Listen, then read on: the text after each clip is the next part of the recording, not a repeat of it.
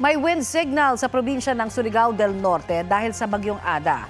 Update po tayo sa paghahanda roon sa epekto ng bagyo sa ulat on the spot ni Cyril Chavez ng GMA Regional TV. Cyril?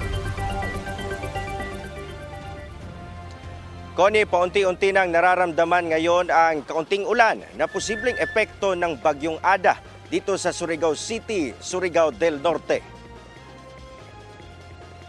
Panakanakang ulan na may kasamang kaunting pagbugso ng hangin. Ganito ang sitwasyon ngayon rito sa Surigao City, Surigao del Norte.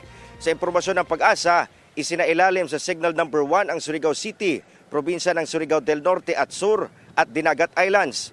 Alinsunod rito, inutos ng Surigao del Norte LGU na ipatupad ang granular suspension of classes. Pero nasa LGU pa rin ang pinal na desisyon.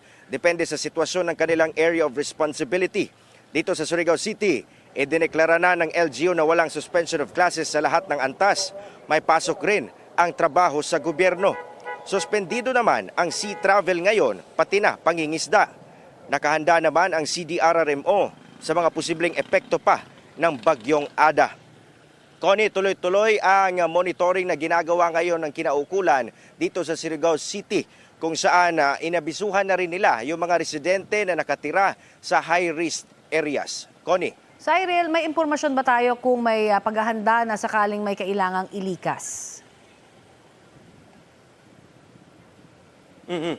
Connie, ayon naman sa LGU, handa naman silang ilikas yung mga individual na kailangang ilikas kung sakaling may mga epektong malaki galing kay bagyong Ada. Pero ayon naman sa LGU ay sana raw walang malaking epekto ang bagyo sa kanilang lungsod at sa probinsya. Connie. Maraming salamat at ingat kayo dyan. Cyril Chavez ng GMA Regional TV.